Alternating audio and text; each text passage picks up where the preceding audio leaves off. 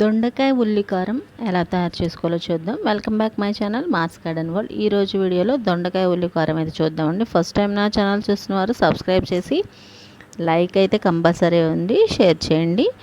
ఈరోజు వీడియోలోకి అయితే వెళ్ళిపోదాం.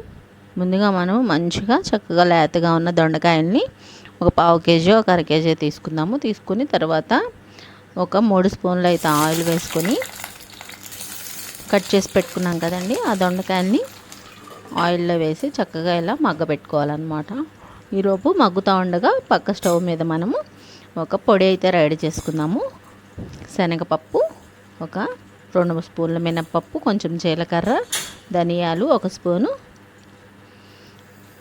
ఆవాలు కూడా కొంచెం వేసుకొని 2 ఎండుమిర్చి వేసుకున్నాము గిల్లుకొని. ఇప్పుడు ఒక 2-3 రేకులు చింతపండు వేసుకొని చక్కగా దోరగా ఫ్రై అయ్యే వరకు ఫ్రై అవనివ్వాలి. ఈలోపు అవి ఫ్రై అవుతూ ఉండగా ఉల్లిపాయ అనేది కట్ చేసుకుంటున్నాము. ఒక పెద్ద సైజు ఉల్లిపాయ తీసుకొని కట్ చేసుకొని ఇలా నిలువుగా చేసుకొని వేరే బాండీ పెట్టుకున్నాం కదా, దానిలో వేసుకొని కరివేపాకు కూడా వేసేసుకొని అది వేగుతూ ఉండగా మనము ఈలోపు మసాలాకి మిక్సీ జార్లో అయితే వేసుకున్నాం. వేయించుకున్న మినపప్పు, శనగపప్పు, ధనియాలు, జీలకర్ర, ఆవాలు, వేయించుకున్న ఉల్లిపాయ, కరివేపాకు కూడా వేసుకుని మసాలా తయారు చేసుకుని అక్కడ పెట్టుకున్నాం కదా ఉల్లి కారం. ఇప్పుడు ఈలోపు ఇవి ఫ్రై అయిపోయినవి దొండకాయలు.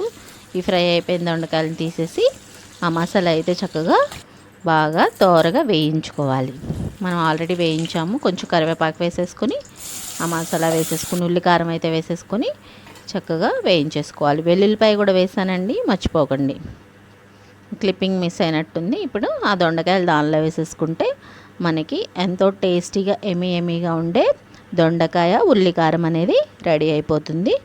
తినడానికి చక్కగా వేడి అన్నంలో ఒక ముద్దలో వేసుకుని అలా తిన్నారంటే చాలా టేస్ట్గా ఉంటుంది. ఎప్పుడు దొండకాయ తినని వాళ్ళు కూడా, పిల్లలు కూడా ఎంతో ఇష్టంగా తింటారు. ట్రై చేయండి, ఫీడ్బ్యాక్ అయితే ఇవ్వండి. ఫస్ట్ టైం నా ఛానల్ చూస్తున్న వారు సబ్స్క్రైబ్ చేసి ఇలాంటి మంచి వీడియోల కోసం లైక్ చేయండి. Thank you for watching.